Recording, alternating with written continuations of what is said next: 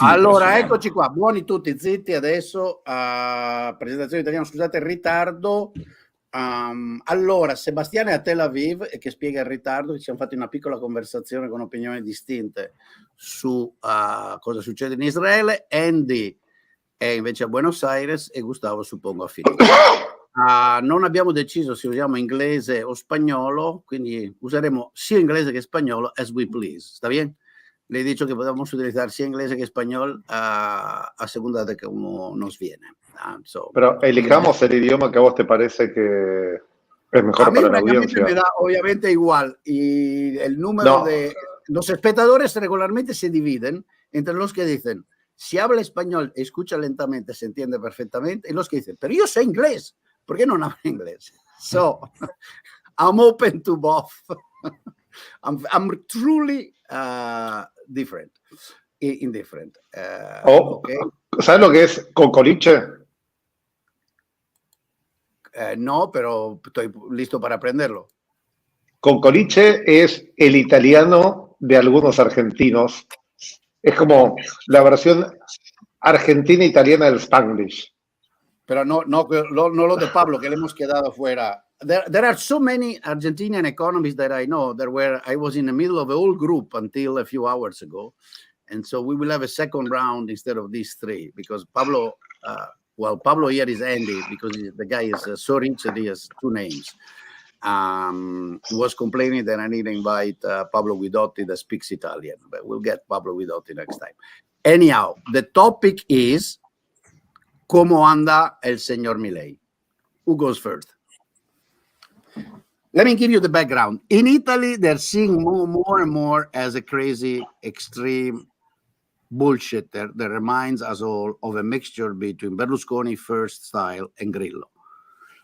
On the other hand, a couple of colleagues of yours that I met at Chicago said, no, yeah, he's probably, but the economic things are kind of going slowly the right direction. So let's stick to the economics. Then we'll talk about the folklore later. I think that there is I'll go first. I think that there is, I wouldn't say a consensus, but a very broad majority of the electorate wants to change economic institutions because they understand they don't work.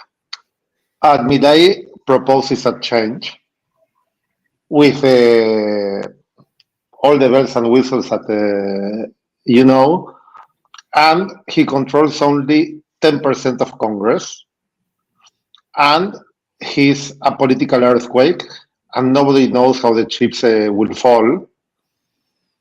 And if he succeeds in delivering the change, a lot of the traditional political parties that are 90% of Congress will essentially disappear. And that creates a very huge political conflict in which there is a zero-sum game in politics that is blocking reforms that I wouldn't say that are prior to improving, but that create a bigger pie. So Congress has denied Milei any initiative that requires a change in the tax system because they are going to oppose anything that makes his success more likely.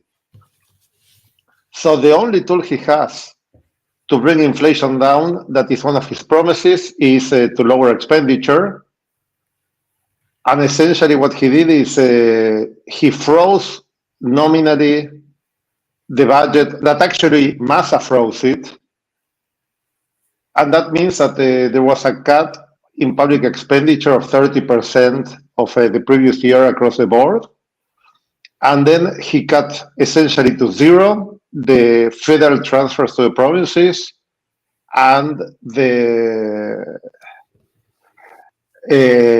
investment in public infrastructure. And doing that, he managed to balance the budget.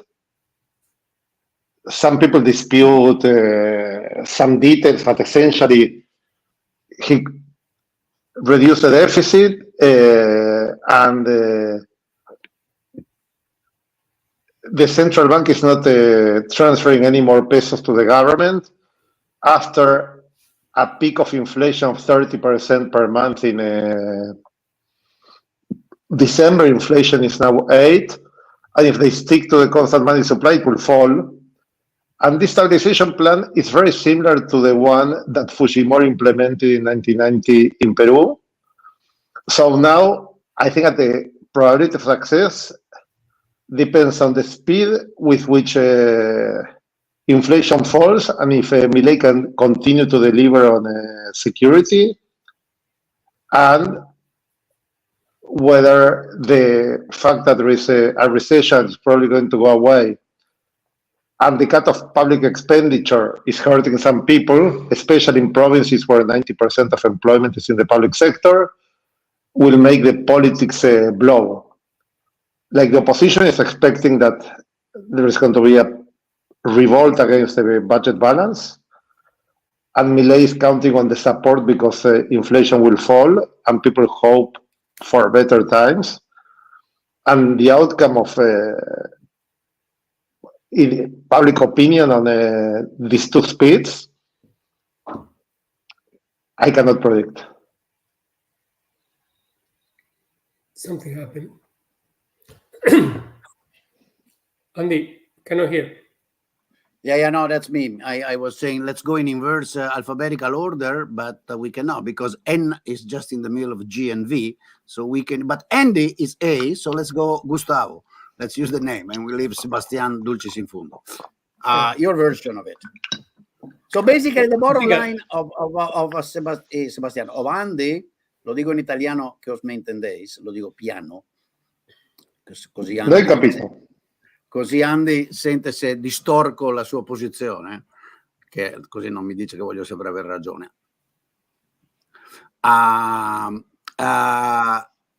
Non può cambiare il sistema fiscale perché il congresso glielo impedisce, giusto? Well, actually, it's a bit more than that, I think.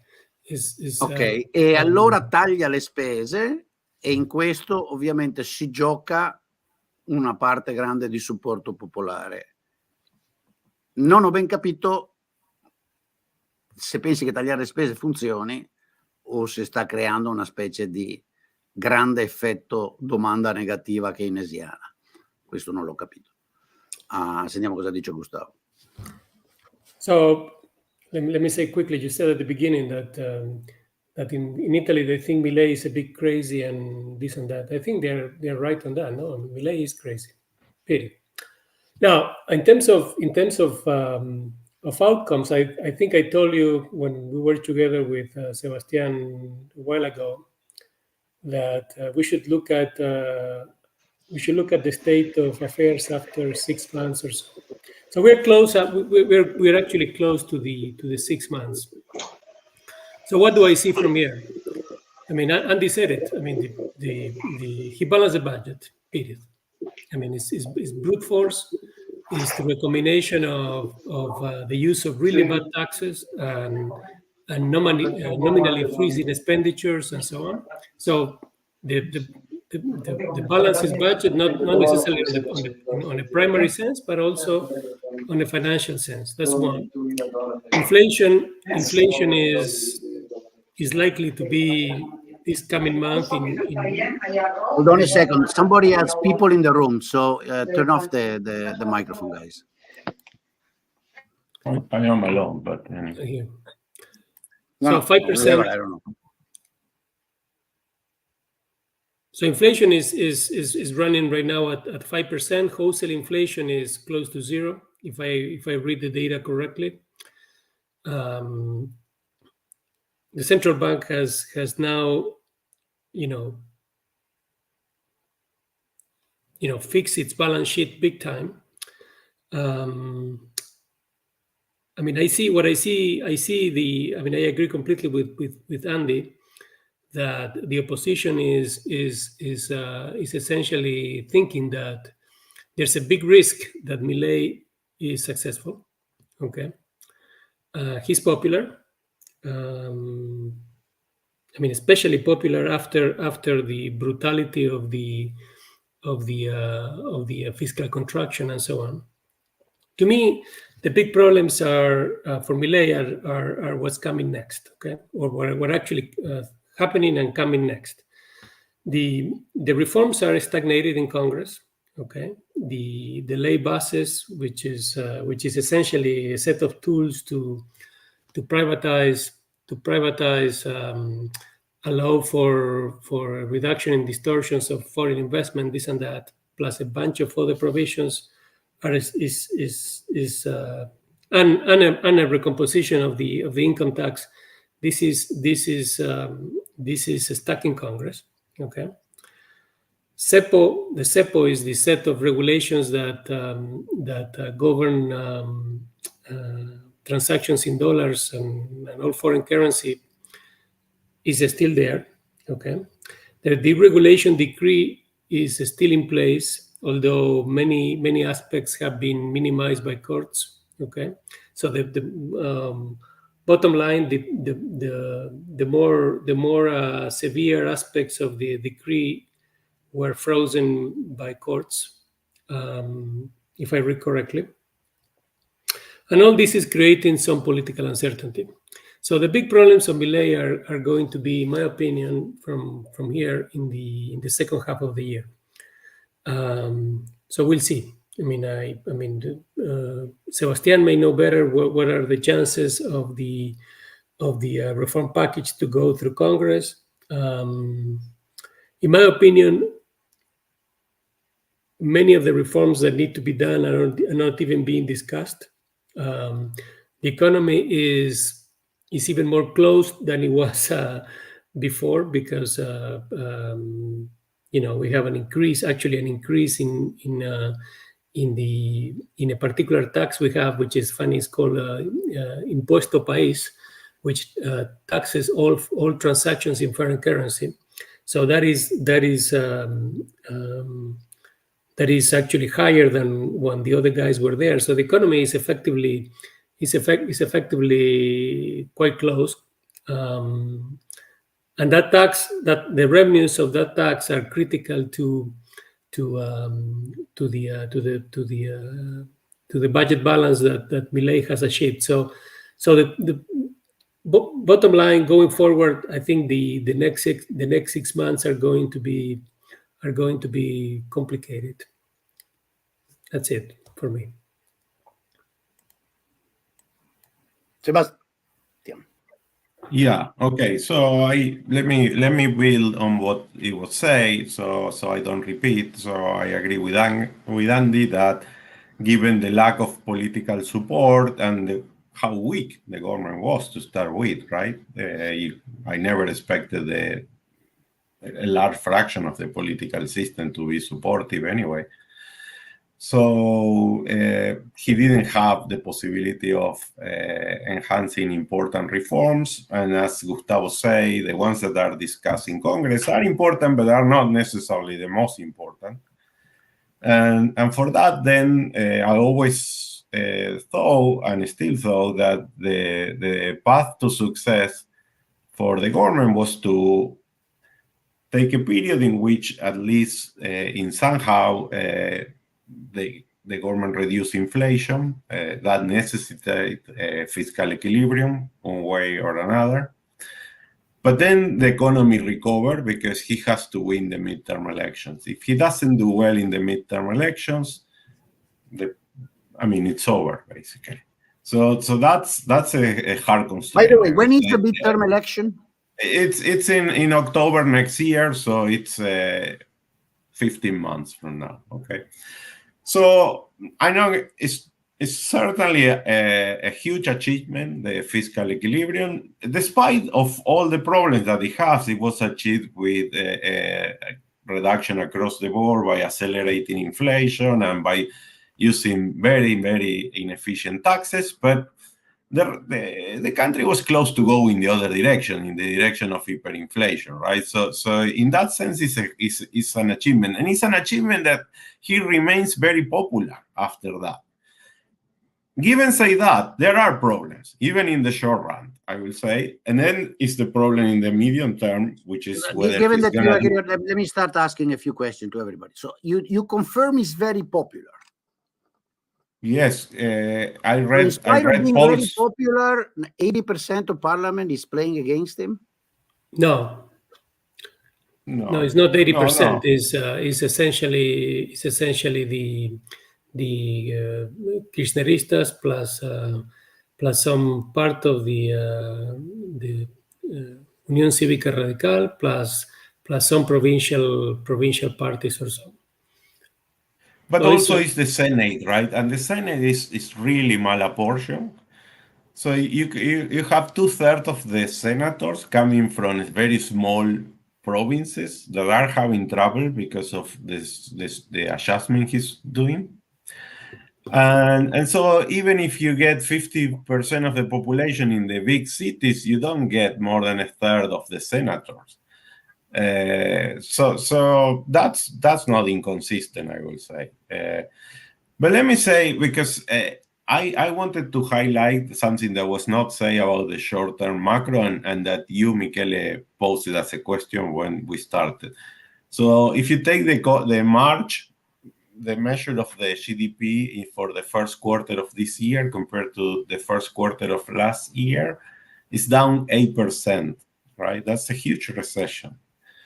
And so what I was saying is that essentially how I envisioned it was, well, he decreased inflation and at some point the economy recovery, and that still can happen.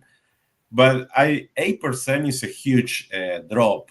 I don't know when the economy has to start to recover and how, because if it's going to recover through investment, I see a problem with still the capital controls, right? That I think is a really disincentive for investment.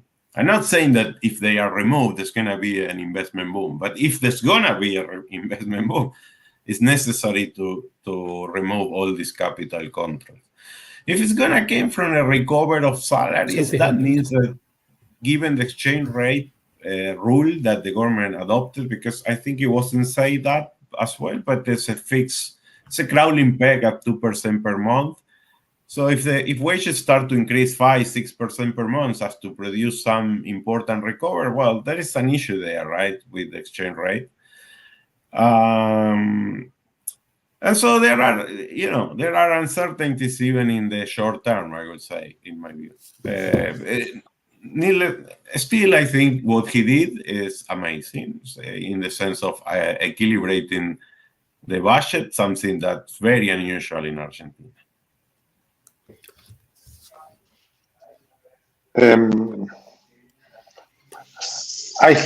My interpretation, I don't know if you share it, of the current recession.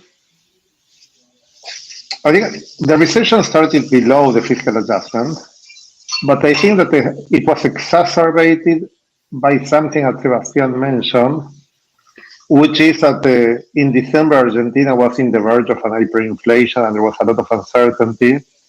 And this inflation of, I think it was like 30% in December and 20% in January, or I don't remember exactly the numbers, but those are the magnitude. 25 in December, 20 in January, and then 14 in February, which was the same as November. I think that people in December and January raised prices as if there was no tomorrow. And what you see now, if you go to, the other day I went to a restaurant, they were asking, not a really fancy restaurant, and they were asking like $50 for a steak, okay? And I went to another restaurant where the steak was $26, but the daily special that includes beverage, dessert, coffee, and so on was $11, and it included the steak. I think that people went overboard with prices, and there is some resource misallocation because many prices are out of whack, and that I think that gradually relative prices will find an equilibrium so that you don't have these resources that are wasted. Like you go to the restaurant, has the huge prices, and it's empty.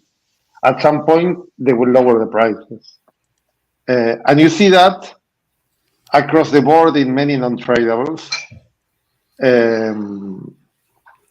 So I think that and you're seeing already some signs of very mild signs of a weak recovery. So I think that if they stick to the monetarist stabilization plan and prices adjust, I would think that inflation will fall and output will recover, and Milei might win the midterm elections, which doesn't solve the political problems, because the midterm elections are a third of the Senate and half of the House. So let's say that he gets 50% of the vote. So let me ask he you. He will still have a minority. No, I disagree with that. If I can comment. Espera un momento. Your constitution does not allow a change or calling early election for everything? No. You're forced to the American system. Once again, Latin American country imitating the American system and screwing themselves up by doing it. Once again, the proof that it's culture that makes it went viable. Michele, it worked very well in the past, so don't be selective. In the old days, it looks like it didn't work very well for the last half century, right? Argentina became a rich country with that constitution. Yeah, but it didn't last very long, Gustavo. It was damn rich, so. But it might not be. Maybe the constitution is not the problem. Well, right now you have a rigidity in the electoral system that apparently is making the problem complicated. No, but it's a fix. But it works well in the other direction as well. When there is a crazy guy that it renews 50% of the Congress every 2 years and a third of the Senate. But let me say why I disagree with the last point of Andy. Not with the assessment that there was a problem of expectations and all that. I don't disagree, but it happened, right? It happened, and now it's not clear how fast it's going to be adjusted, right? I think we are all hoping that it happened fast enough, so then the economy recover fast, and then reducing inflation and moving out of the inflation, I think will lead to Milei party to do very well in the election. But why I think that even if he doesn't get majority in both chambers, that changed the political game, because then the opposition start to see him having 6 years. Because with the fiscal adjustment done and with the economy growing next year, even if he doesn't get the majority in both chambers, the opposition will start to cooperate, because they will not see that they have a shot in the next presidential election. No, and that I is agree. Very, very important for him doing reforms after the midterm election. I agree, and I think that many people in Congress will switch parties. What we call panquequear, which is flip like a crepe. It's okay. Italians know it. In Italy, it's called trasformismo, and they invented it at the end of the 19th century. From this point of view, don't worry, Italians understand very well. Panquequear, señores y señoras, it's the Argentinian version of trasformismo. Crispy was more sophisticated. He didn't put it down to pancake. I want to say one thing. I mean, I want to think ahead beyond. I mean, suppose that Milei, and I think there's a high probability that by the end of the year we are with very low inflation. Suppose that is true. Then you have very low inflation. You think? Yes. I mean, I want to understand better how big the inflation is and how much you guys are expecting there. I'm sorry. I would like to understand really how deep and serious and why this drop in GDP and therefore employment and all that stuff is. I think personally, from my reading of the data of firms, of friends in consulting companies that I've been looking at, the decline in output has stopped. has already stabilized and possibly going up. Remember, there are things that are changing. I mean, with high inflation and the government sucking up in a closed economy all resources in credit markets, private credit is showing up again. So I read, for example, this morning silly things that hint into that. For example, sales of motorbikes that are typically used by working class people to go to work and so on. Okay, these things are changing. Okay, but we don't know. I mean, it's just I think the decline has stopped, and we'll see what happens after. But what I was trying to say is that suppose that we converge to low inflation. Still, the problem of deep reforms is ahead. Okay. I mean, getting rid of CEPO, as Sebastian said, is critical for investment. If you cannot, who is going to make an investment in deep investment in sectors like where Argentina has a comparative advantage, like mining, the energy sector, and so on, when not even in the short run you can pay back profits, dividends, and so on. So this is a big deal. Plus all the reforms about deregulation, privatization, and this and that. Okay, so there's a lot of opposition. The current law that starts scratching the surface is sort of stuck in the Senate. Okay, it passed the House. It's stuck in the Senate. I mean, obviously the Kirchneristas are hardcore against it, but the provincial parties from actually a rich province like Neuquén are against it. Okay. And it's funny. I mean, just maybe some spice. You want to understand why the reform. One of the things that it's going to do is going to apply an income tax to all labor income above a relatively high threshold or so, roughly. Okay, all the people working in the energy sector in Neuquén have high incomes and are going to be taxed by the new version of the income tax. Incidentally, is the income tax version that Milei voted against when he was in Congress.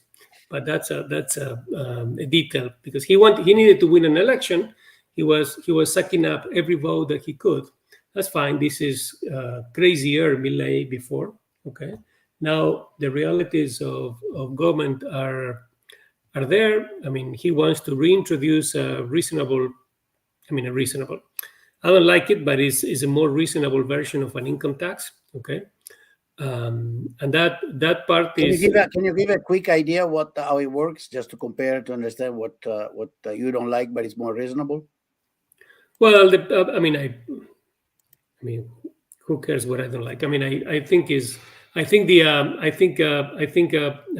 rates are in a way too high, and marginal rates are quite distorting very quickly. Okay.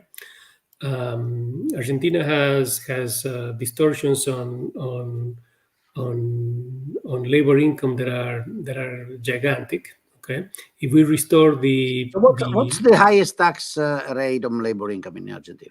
Well, it would be about 35%, and then you have to think about the social security taxes, which is. Then you have to think about all the what's hidden the social security altogether. Wait a second. Wait.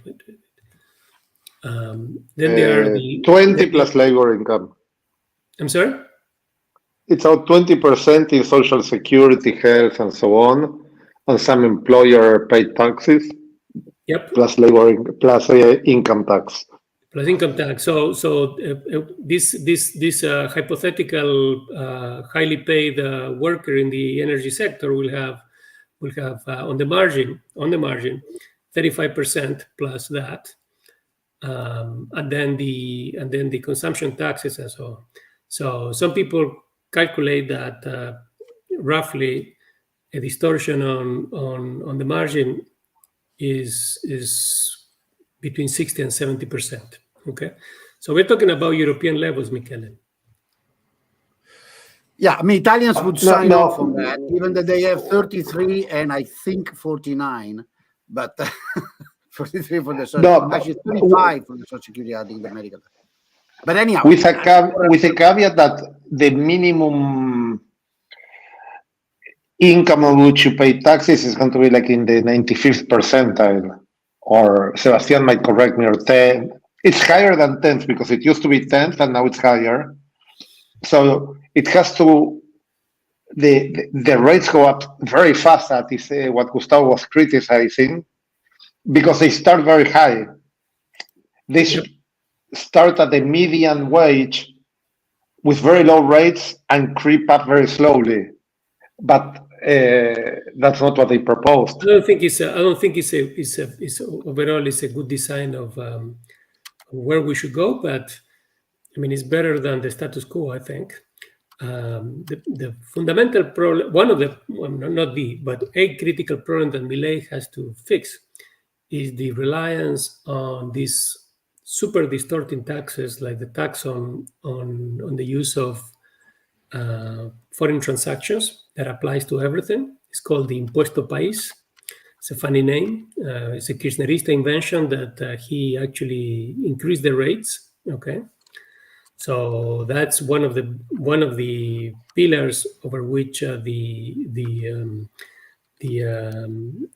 budget deficit was closed. Okay, that's a problem. The other problem are taxes on exports. Okay, that is God knows when they are going down. Okay, so to import a widget, whatever, if it is not prohibited by the old regulations, if it is not distorted by this or that, you have to pay tariffs which are way above the on average whatever you can think in Europe.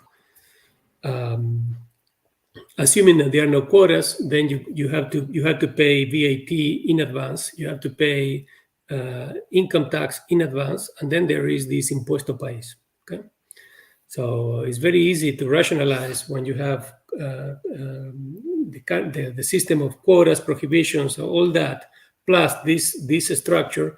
Why basic things like a T-shirt cost a fortune in Argentina. Running shoes, all the things that working people with kids have to buy in. I'm thinking about what a normal family would have to deal with, and the prices are absolutely ridiculous. Okay, so even if inflation stabilizes, you still have the problem. That's all. The thing I think, there are all these issues, and that's why I say, and Gustavo also say, and I'm sure Andy agrees, that some of the very deep structural reforms are not yet discussed. I mean, we understand that it makes sense to discuss them after the midterm election, because right now it will be very difficult probably to approve them. Sebastian, I want to have a more frank assessment. I mean, either the international press and the European one portray things differently, but you have all a positive assessment. Maybe it's the cold-blooded technical economist. A year and a half is a very long way to go. If the circumstances you're describing are true, it doesn't look that likely to me for a country like Argentina not to explode after our summer, which is your winter, with fairly strong social conflicts that may cause, unless I'm perceiving incorrectly the social situation. So I would like to understand that. I think the press is portraying things really badly, in my opinion. It's not diminishing the fact that the government is weak. It's not diminishing the fact that Milei has some let's say, special things in his character or so. But the international, I saw some of the reports from here. Is just, people from the Washington Post now are realizing that, inflation rate is coming down, and the fiscal situation is quite different from before. Okay, there's a president for the first time, and again, I didn't vote for Milei. I wouldn't have voted for Milei. Is a president for the first time who is obsessed with fiscal balance. This is unique. That's all. I'm going to add my grain. No, wait. Let Sebastian, because I interrupted Sebastian. Yeah. Sorry, Sebastian. I don't think. We were not pessimistic, but we see some important progress on the fiscal front. But we also raise the issue that there is challenges ahead, and if the economy don't recover fast enough, I don't know how long the support is going to be maintained. But so far, people been saying this, and he consistently kept having 55% of approval since several months ago. But what is more interesting is that 80% of the population approves the direction of the reforms, even if not 80% approve Milei himself. So there seems to be that after the last populist government, the last Kirchnerist government, people really got pissed off of those policies. And I hope they understand that they have to be patient because at the end, the size of the change that has to be done cannot be done even in 4 years. So the question is, as I say at the beginning, is if he reduces inflation and if the economy recovers, people will be very supportive. And then, of course, there's a lot of things to reform, but hopefully if he does well in the midterm election, people see he's going to be reelected, and then he can have the political maneuver. But then there is, I read a lot in the news that there is rising concern about his political motivation, right? That he's not really doing politics well, and that part of the lack of support of the friendly opposition is partly mishandling of the government. So all that, it's different opinions out there, but certainly, for example, right now there is a cabinet crisis that was not necessary. And so I think he needs to learn some of that. So, for example, there's also concern about the fact that he's playing two roles, right? And it may end up paying extremely well for him and for the country if he does well again in the midterm election. But he's playing the role of being part of the new right or whatever in the war, and then fighting with the president of Spain or things like that. That may increase his visibility and may be very good, as I say, in the medium term for him. He managed to recover the Argentine economy, which is going to be a miracle. But in the short run, it increased uncertainty about where is this government going? Is it trustable? So all that is happening at the same time, and we will be figuring out as time goes by. I think, again, the coin is in the air. I'm not pessimist. I'm mildly positive and optimist, and especially because he's so committed to fiscal equilibrium, that once you have fiscal equilibrium, the possibilities of crisis get reduced a lot, really. It's not the typical Argentine that is very fragile, taking debt, even if doing reforms, and then there is a sudden stop, and there's a crisis here.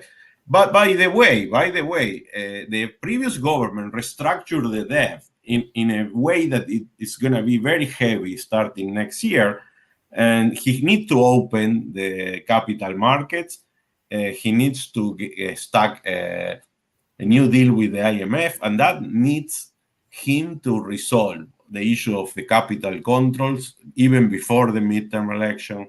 He needs to solve what's going to be the monetary and exchange rate policies that will be as sustainable. All these things still has to be addressed, right? So there's a lot of things to do, and they have to be done, some of them in the next semester, because he cannot go to the capital market with I don't know, an interest rate of 19% or something like that. It's just impossible.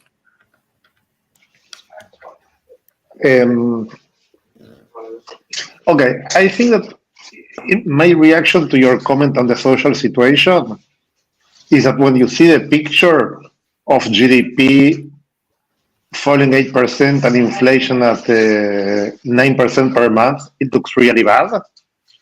But when you look at the movie, it's not. If you take the average rate at the movie, when you look at the average rate of growth of per capita GDP, the movie, you mean the dynamics, the thing over time. Yeah, exactly. Picture, movie, static dynamics. No, I understand. Yeah. Okay. So if you look, quiere mirar a la película del crecimiento económico argentino a lo largo plazo. Like between 2011, when we put the capital controls that bother Gustavo and Sebastian so much, and February, I think, the average rate of government. The average rate of per capita growth of Argentina was minus 1.6% per year.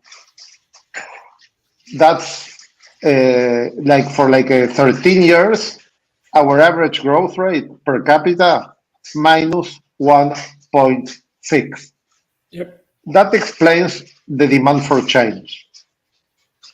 And there is a very clear and easy to communicate diagnostic, which is the fiscal excess, okay? And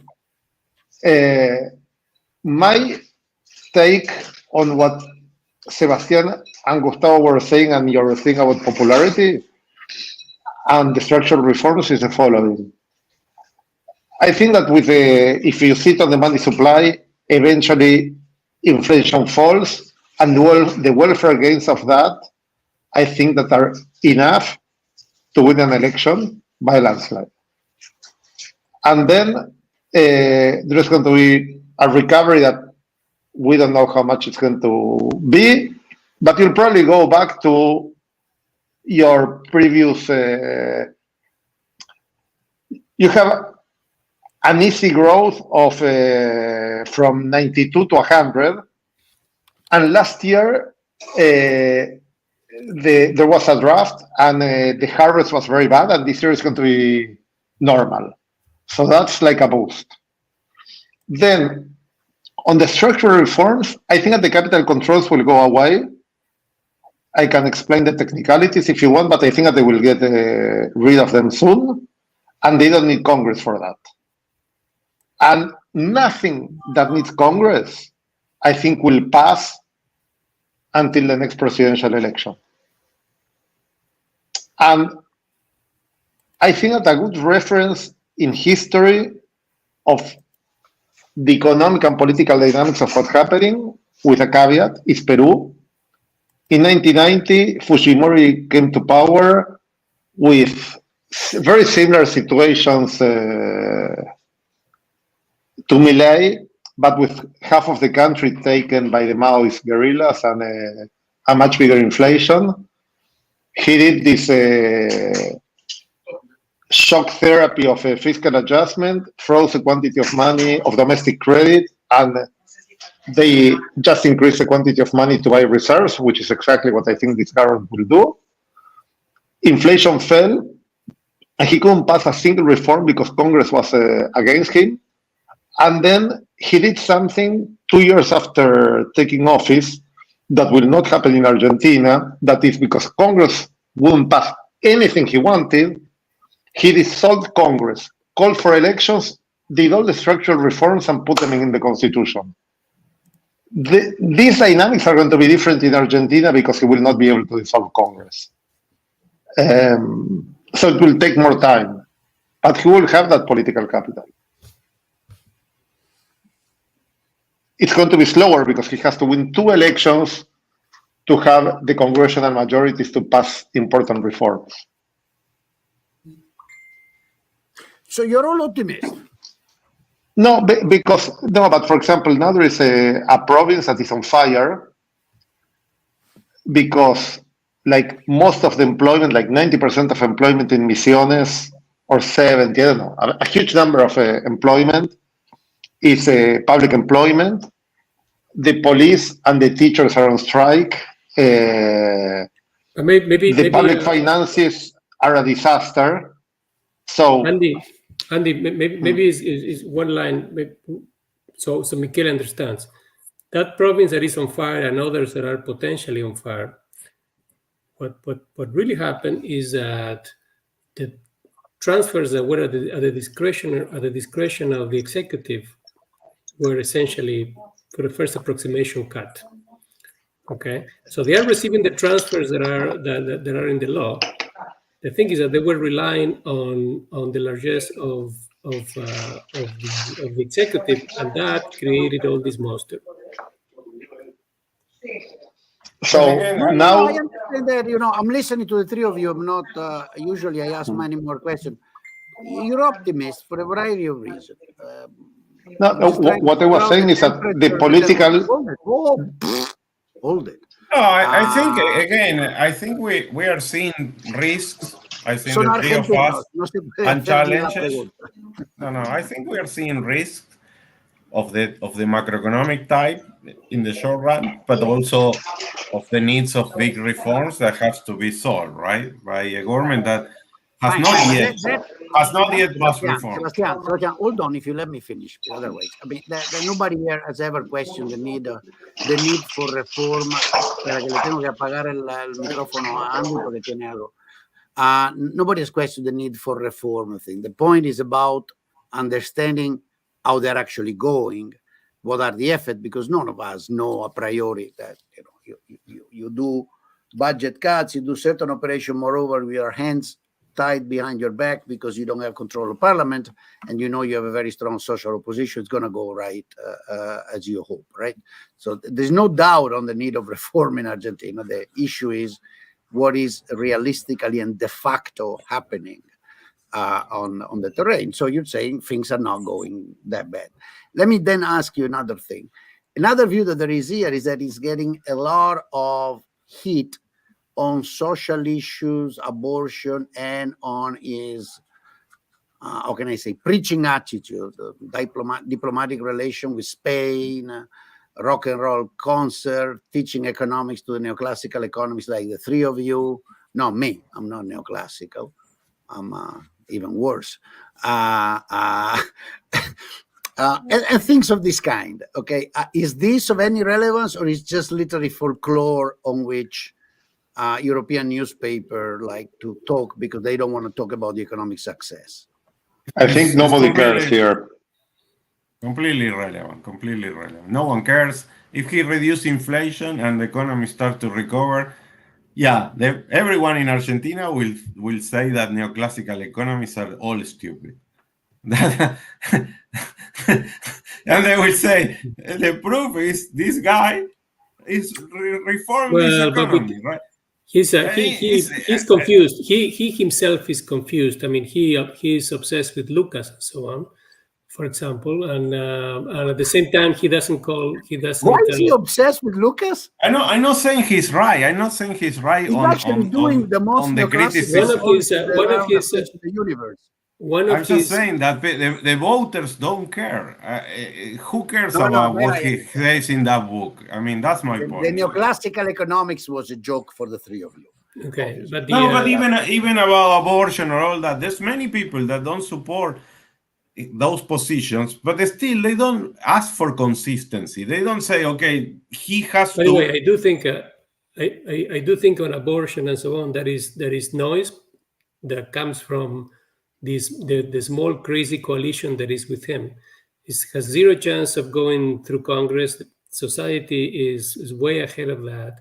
And actually, if you ask me, I don't think Milei is on board of that. The problem is that he has to contain a bunch of people that are kind of the loners that went with him at the beginning.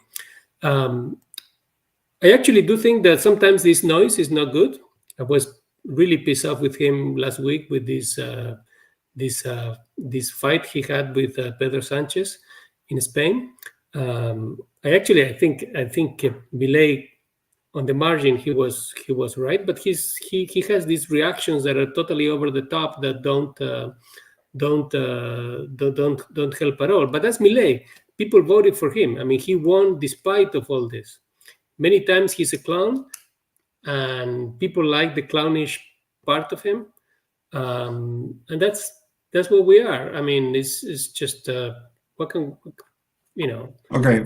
We had asking for evaluation. I'm not giving judgment. I have my opinion on his public. Speaking of, I mean, just the last thing I'm going to say, we had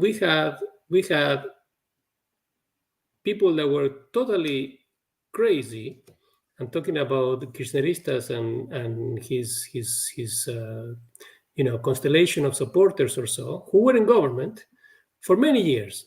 And the damage, in my opinion, is much bigger than what most people actually can comprehend.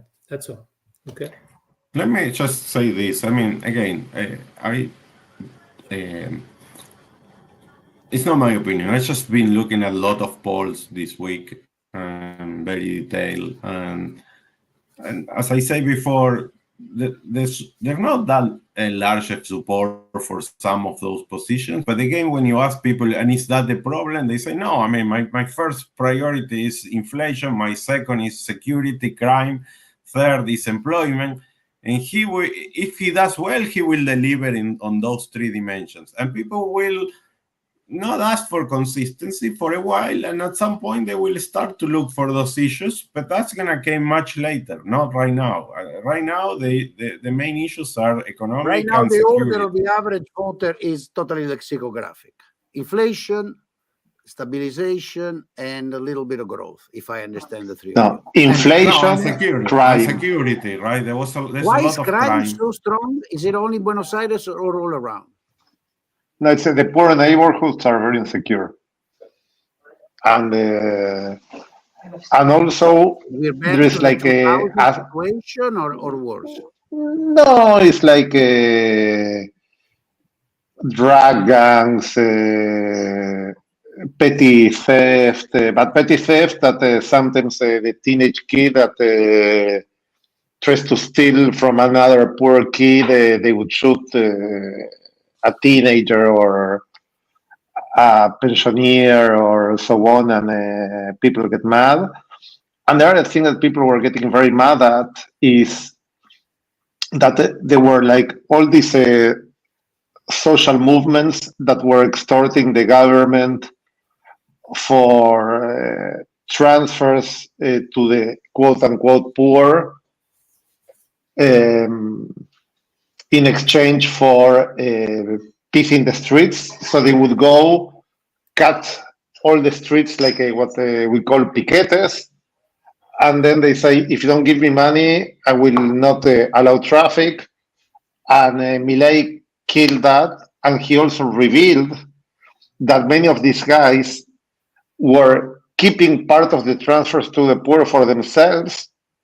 And they were extorting the poor to go to criminal Peronism, essentially. Yeah, and he's and the fact that he's using the security forces so that if they use their right to protest, they always have to leave a sufficient part of the street open so that people could circulate, so people can go to work and not waste hours because of that. North American style. That's very un-European and therefore un-Argentinian. I understand that. No, but that's it's not a true protest if it doesn't stop the traffic. That's a welfare gain.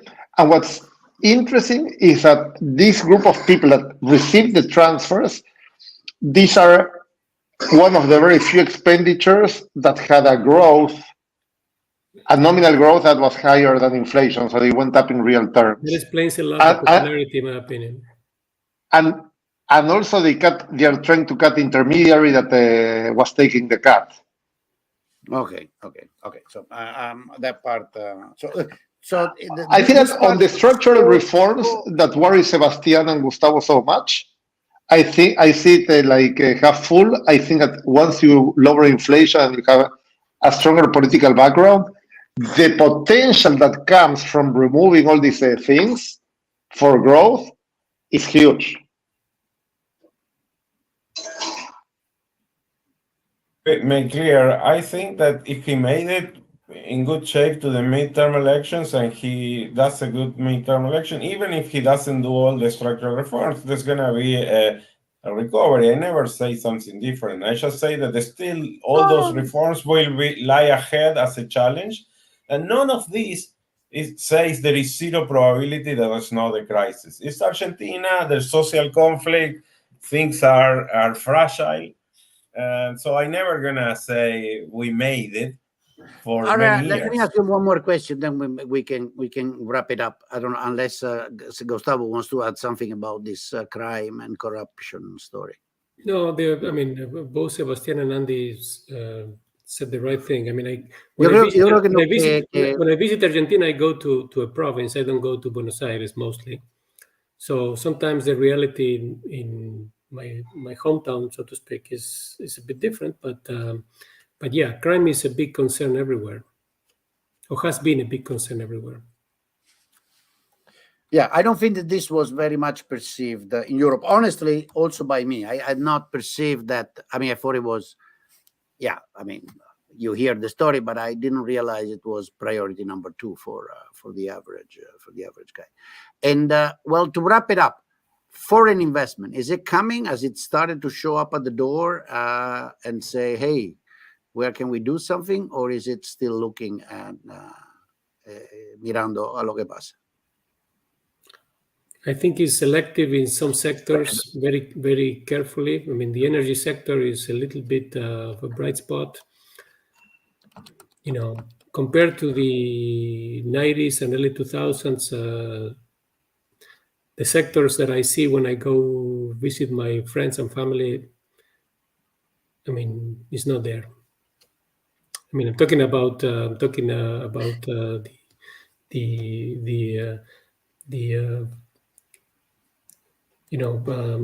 things connected to the farming sector, winemaking, and everything related to that. I mean, you know, all the things related to the economies of the western side of Argentina, other than energy, is not there yet.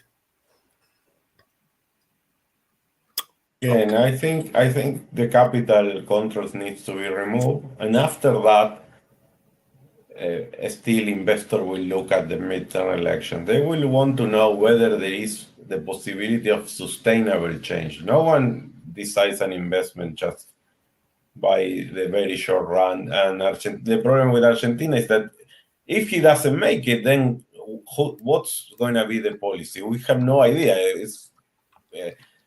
We all hope that he does well and reforms happen, right? That's clear, I guess. It's just that investors will want more than that. Will want to be that it's working politically too. And that's why I think that's why I'm so fixed on the midterm election. To me, they are key. I mean, maybe I'm more having an eye more closely to politics than just to only the macro. I think obviously they are related, but I think they are key, right, for many decisions. Right. I fully agree with Sebastian, but I think at the threshold is the midterms and the presidentials in 2027. I think at the midterm is too weak.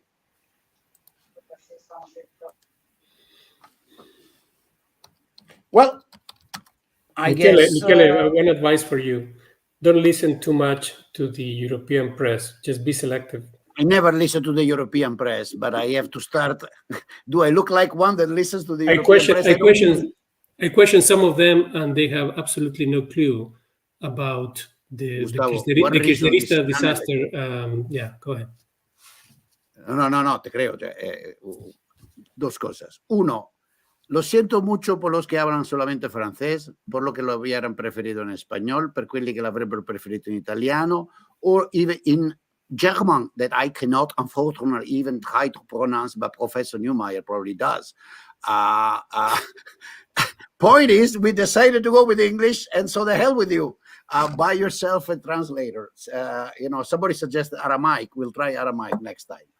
The listener to this channel are never happy. The reason this channel exists is because we do not believe the press in general, the Italian first and foremost, and the European and the rest of the world, coming progressively. So no, we don't.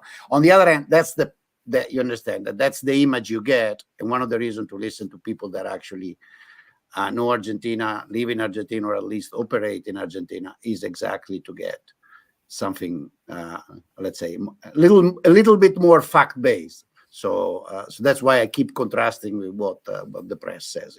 It's intentional. All right. So you guys want to do a final round in reverse of what we did? So we'll let Andy go last, Sebastian go first, a couple of minutes, and then we'll, if there is something that I've left behind.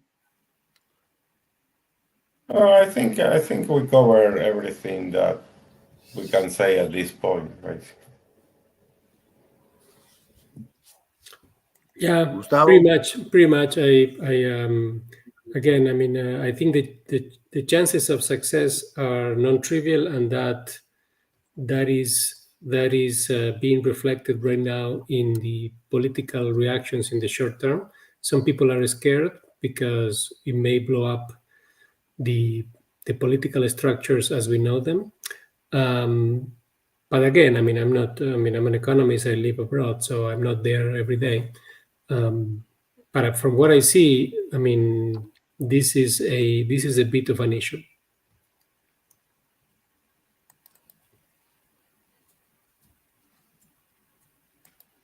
Yeah, I don't have any more.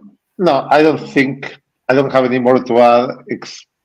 I would restate what I said at the beginning, that there is this race between the political dynamics of the fiscal of the contraction in expenditure and the monetary dynamics of inflation, and that predicting the political dynamics for an economist is very tough.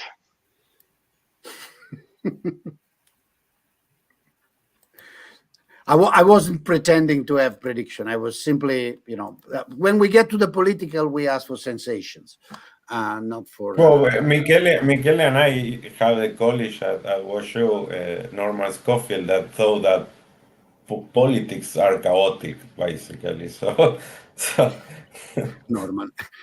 I think it was autobiographic. But then let's move on. All right, listen, guys. Thank you. La prossima vez, and to provide the variety of Argentinian economists well known around the world, I will invite other three. But muchas gracias por todo. Espero che haya aclarado un poquito. Entonces, la prossima vez che os cuentan, che vi raccontano che lo odiano tutti, che è un disastro, che è un fallimento, perché in effetti è un pazzo invasato che fa il rock and roller, dite, guarda, me frega una sega. Come diceva Boldrini, non importa se il gatto è scemo, bianco, nero, rosso, ubriaco, basta che mangi il topo. E l'opinione di Galiani, Nemeyer e Ventura, Nemeyer ha capito la battuta, it's thanks shopping. You understand, Sandro Brusco and I, when we started what became the political adventure in Italy, we were checking the water by organizing, you find it on Facebook, by organizing a little conference where we invited a bit of everybody at the Senate, in the Library of the Senate in Rome. It's February 2012. If you check on Facebook, you find it. Title exactly in Italian, non importa il colore del gatto, basta che mangi il topo. But we didn't find the gatto. The gatto we found was the wrong gatto. It didn't eat the topo, but got eaten by the topo.